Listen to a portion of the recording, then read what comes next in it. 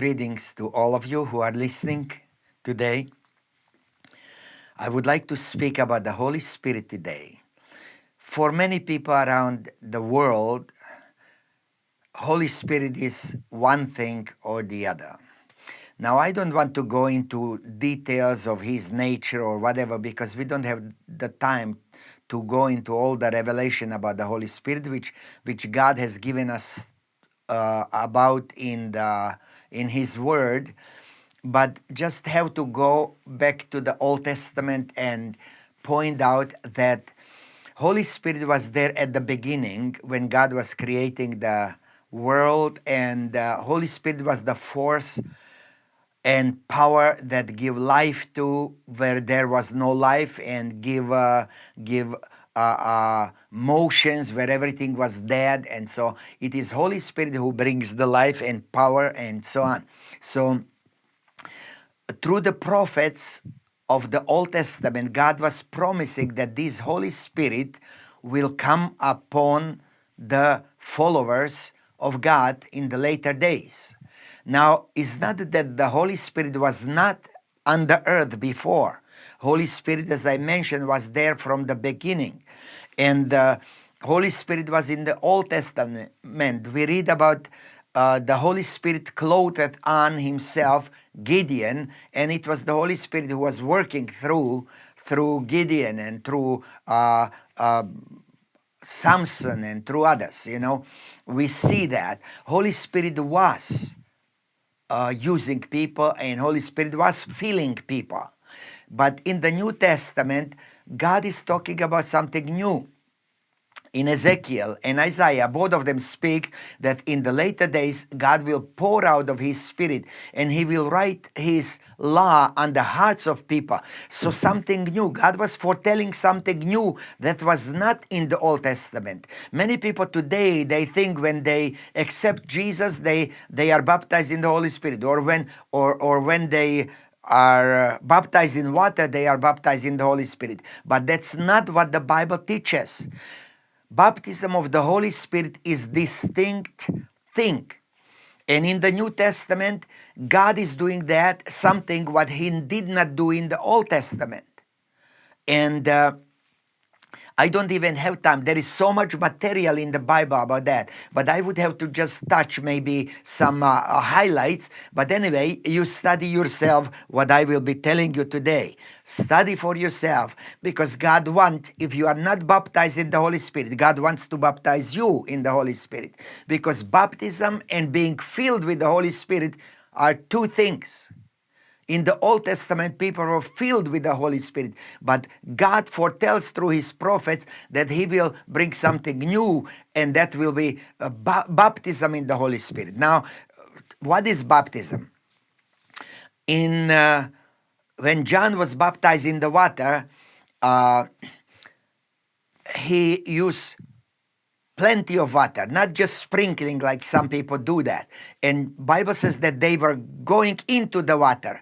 And then when we connected, though it specifically doesn't say in John's baptism, we see in the New Testament that baptism is like being buried with Jesus. So actually you are buried in that water. That's a symbolic uniting with Christ in our lives. He died, and we unite ourselves with his death, and we resurrect into the newness of life. That's what symbol of baptism is.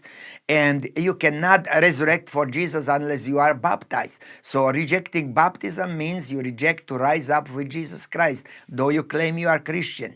Water baptism is important. Nevertheless, from water baptism, we can understand what the Holy Spirit baptism is. Greek word baptizo is a word that signifies submerging into the water. Submerging, that's like a burial of Jesus in the earth. So baptizo in Greek means submerging. And so when we talk about baptism of the Holy Spirit, we really mean submerging in the Holy Spirit. You see, when you are filled with the Holy Spirit is submerged in you. And that's just half of the work God wants to do with you. Holy Spirit fills your life. That was done even in the Old Testament, but God said in the New Testament there will be more. So not only Holy Spirit is submerged into you, not only you are filled with the Holy Spirit, but then Holy Spirit is filled with you. I usually symbolize that when I speak in the churches about this. I usually symbolize it. I take one vessel and fill it with the water, and then I take a glass, which glass would represent your life, and fill the glass with water. That's filling of the Holy Spirit, life being filled with the Holy Spirit. And so that was Old Testament. But now that full glass, you put in bigger vessel and submerge it into the water, so the glass is in the water and water is in the glass. That's what baptism of the Holy Ghost is. You need to be submerged in the Holy Spirit just as the Holy Spirit is in filling you. So that's the baptism, and that's different than Old Testament work of the Holy Spirit. As some people can never see the difference, but there is great difference. The Old Testament work of the Holy Spirit is only half of what the Holy Spirit is doing now. And so in the New Testament also you submerged in the Holy Spirit. And it's interesting, in the Greek language, there are also words baptizo, which means submerging and taking out. That's water baptism. And there is usually the word, when baptism in the Holy Spirit is concerned, the word bapto is used. And bapto means submerging and leaving it there. If we use bapto in water, people would drown. But in the Holy Ghost, we have to use bapto. Once you are in the Holy Spirit, you should never get out of it. You should be in the Holy Spirit. And that's what God wants us to be, full of the Holy Spirit, and Holy Spirit wants to envelop us from outside and from inside. And that's the baptism of the Holy Spirit. Now, we have many promises. I cannot go into all details, but in chapter 2 of Acts, we read when all disciples were fully in one accord, then Holy Spirit came, and he came like a rushing mighty wind, and there was a sound heard, and then the cloven tongues of fire appeared on their heads, and all this, and they started speaking in the new tongues. So many people are confused there because they have their own preconceived idea, which they receive from some religious traditions who are resisting what is clearly placed in the Bible. And so they confuse even the leaders of many Christian denominations. They confuse their own members, so their own members start thinking the way they want instead of thinking as the Bible shows. And they are trying to explain the languages, and they are trying to do all kind of things just to turn people away from baptism of the Holy Spirit. You know why? Because baptism of the Holy Spirit, Bible says in chapter 1 of Acts, verse 8, go into Jerusalem, and verse 4, go and wait, and ye shall be clothed in the Holy Spirit, baptized in the Holy Spirit, and ye shall receive power after that the Holy Ghost comes upon you. Because with the Holy Spirit comes power. Now some people say, look, Billy Graham did not speak in other tongues and he was so effective. Yes, you can be effective, but when you are baptized in the Holy Spirit, you will be more effective. Not all people are of the same capacity, but each one, doesn't matter what capacity you may be. If you are baptized in the Holy Spirit, you will be much more effective than you are. Jesus said, ye shall be my witnesses, not Jehovah's Witnesses. Ye shall be my witnesses. So when the Holy Spirit comes upon us, we are bold for Jesus. We are becoming witnesses. We are anointed to be his witnesses. And so in chapter 2, we see disciples were before hiding behind the doors, not confessing Jesus. And now when they were baptized in the Holy Spirit, we see them boldly speaking and boldly going out. And even when they were beaten and forbidden to talk about Jesus, they were talking because they were endued with the power from on high by the baptism of the Holy Spirit. Now, the most unaccepted truth of the Holy Ghost is speaking in other tongues. The most people in the world, because they don't understand it, they put it down and throw it away. But I believe those people who are resisting the Holy Spirit, they are going to be guilty one day when they stand in the presence of the Lord. When God gave salvation to the world, whoever rejects salvation, he is lost. When God gives good gifts to people, I'm not saying they will be lost, but they will be guilty if they reject the gifts. That's like saying to God, Lord, I don't believe in your gift. I don't believe in your good choice, good judgment. I don't believe I need what you think I need. I don't believe you are fully in control or something like that. You know, if we reject the gifts that God has for us, we are rejecting God himself. And I'm afraid that those who are resisting what God has for the end times, they will be answering to God one day. Now, they say we don't resist what God says. We resist what that or that Pentecostal denomination is saying. But Pentecostals don't say that it's just for Pentecostals. Pentecostals know that God's gift and God's Holy Spirit is for everyone that believes. And if you believe, that's for you. It's not just for Pentecostal or certain denomination. It is for everyone that believeth. Hallelujah. And if you believe what God said, it is for you. It is for me. Now, the tongues, let's touch that a little bit more before I go on. The tongues is a stumbling block to many people. But Bible clearly speaks, Peter, who was intimate with Jesus, following him for 3.5 years, learning from the best teacher there was ever under the sun, from Jesus Christ, the Son of the living God. He was learning that from him. And now, Peter was directed by the Holy Ghost to go to Cornelius' house. And when he came to Cornelius' house, he was afraid because Jews would not go into the house of those who are not Jews, pagans, considered to be pagans, considered to be animals instead of human. And when Peter and other disciples accepted Jesus and his teaching, they still had that reservation, you know, like Moses led Israelites out of Egypt in one day. And it took about 40 years to get Egypt out of Israelites. And the same is with you and me. Many times we accept the Lord and his ways, but we still hold on to something which we had from the past. And so we see that people do that. And Peter still had that strong Jewish resentment against those who were not Jews. But God showed him vision, and he said, what God cleansed, don't think that this is not clean. Because God's plan was not for the Jews.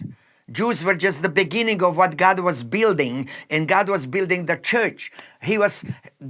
God was actually preparing the bride for his son, Jesus Christ. And so we see the church is going to be built, and the Holy Spirit is given, and the Holy Spirit was speaking in other tongues in upper room, and we see 8 places in the Bible where apostles would come that tongues were manifestation there. And I believe that speaking in tongues is the proof that Holy Spirit is there. Because when Peter came to Cornelius and he heard them speaking in other tongues, Holy Spirit came upon them. Peter was even reluctant to preach, but the Holy Ghost come because that's what God wanted, the whole world to have a gate open for salvation, the whole world, all nations. And so Peter was surprised what God is doing. And Peter was kind of reluctant, but when the Holy Spirit came, when he heard them speaking in other tongues, and he said they were baptized the same way as we at the beginning. The same way as we at the beginning. And so Peter had no resistance anymore. He baptized them in the water. He saw God when God accomplished something what he wants, so who am I to hold back from them? So Peter consented and accomplished that water baptism and whatever else was needed, teaching them how to walk. Now this is, I believe, very crucial to understand. As Peter saw the tongues, people spoke in other tongues, Peter recognized they are baptized in the Holy Spirit. I do the same. If you say you are baptized in the Holy Spirit, show me, prove it somehow. Let's go and pray and let's see.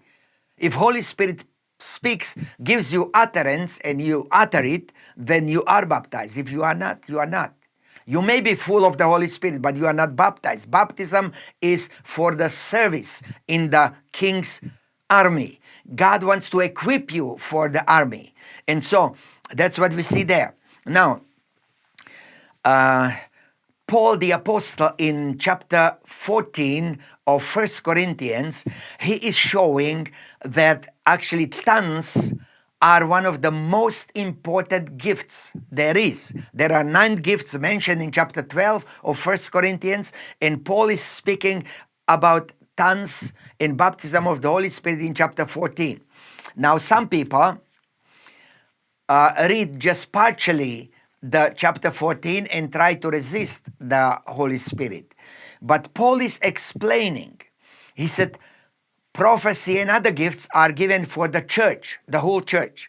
But speaking in other tongues can be for the church, then is with interpretation. But speaking in other tongues is also who speaks in other tongues. He edifieth himself. You see, edification of the Holy Spirit works through the tongues somehow. I don't understand how, I admit it. I don't understand fully how God works it, but I tell you it is edification. When I was in prison, twice in prison for Jesus, for my faith, I was twice in prison. And I tell you, when you have no help, when you have no connection with the outside world, Holy Spirit and the tongues is your comfort. You have connection with heaven. You have presence of the Lord, and you know you are not alone. I tell you, we need the Holy Spirit for the end times. Why God did not give to Moses baptism of the Holy Spirit? Why God did not give to David baptism of the Holy Spirit? Why didn't God give to Joseph baptism of the Holy Spirit? Of course, those men were full of the Holy Spirit, but they were not baptized. And you know, God knew in the end times we will have difficulties and we will need the help of the Lord. And it's very hard to stand without the support of the Holy Ghost. We need baptism. We need edification of the Holy Ghost. And Holy Spirit edified us through tongues somehow, some way. And so, Bible says, he that speaketh in other tongues edified himself. So, this is the only gift that goes with you everywhere, and you are being edified. In prison, in your house, on the street, in the bus, in the train. You are everywhere. You can speak in other tongues silently, praise God, worship him, and you are edifying himself. And my experience is this.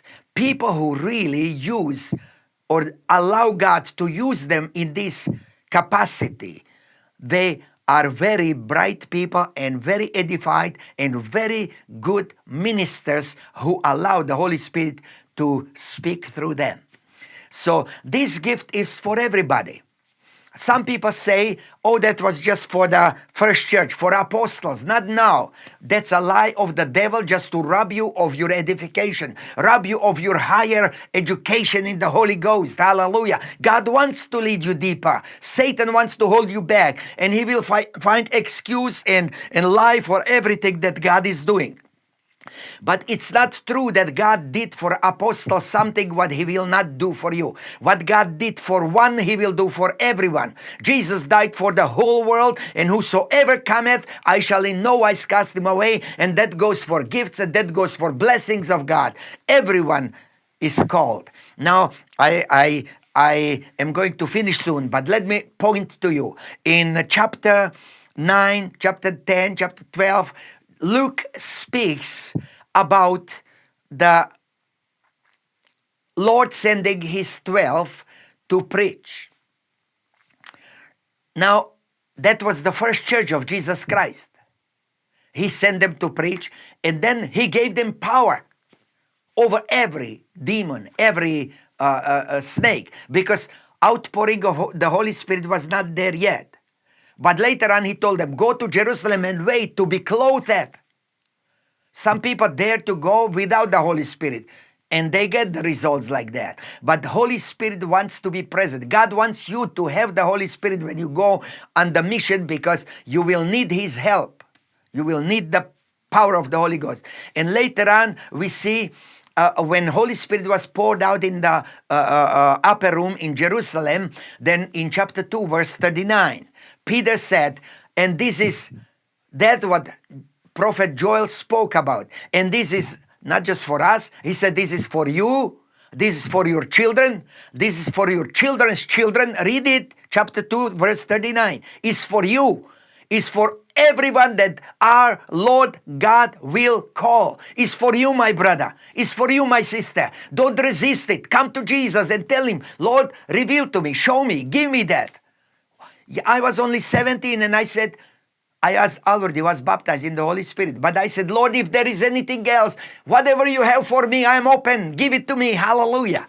You know, and right now, I'm preaching all over the world. I preached in more than 90 countries. I carried the gospel to more than 90 countries, and I still go and preach. You see, we must be open for God, not resisting. Lord, whatever you have for me, give it to me. And Jesus actually said one place, don't be afraid, you will not receive something wrong. If you bad fathers give to your children good gifts when they ask you, how much more the Heavenly Father will give good gifts, will give the Holy Ghost, Holy Spirit to them that ask him. That's Luke chapter 13, chapter 12, I think, verse 13. But Jesus said clearly, Holy Spirit will be given to them that ask him. So you need to ask. It will not just come like a wind upon you. You have to wait and pray and ask. And you don't be afraid. Holy Spirit will not come on you if you don't want him. You don't need to be afraid. Holy Spirit is a gentleman. That's inferior thing to use for the Holy Spirit, but I have no better expression. But he is a gentleman. He will not force himself on you as demons would. Demons force themselves on people, but Holy Ghost doesn't. Holy Spirit knocks on the door and comes into your life only when you open. So let us be open. Let the Holy Ghost come. Hallelujah. God bless you. Let's pray. Heavenly Father, everyone that was under the voice of this preaching, I pray that you open their hearts and see the tremendous promises and blessing that you have given to us, and we are avoiding them. And the church is not what should be because we reject many of your gifts, Lord. The church is not really miracle. Church is not really power and force in the world, which it should be, because we are still dragging our feet in believing your promises. Lord, I pray that this message will help many people to recognize the truth of your word and study even deeper than I could say in these couple minutes. And bless them, Lord. Open their life, their mind, and lead them deeper into your truth. In Jesus' name, amen. God bless you. I love you, but Jesus loves you more.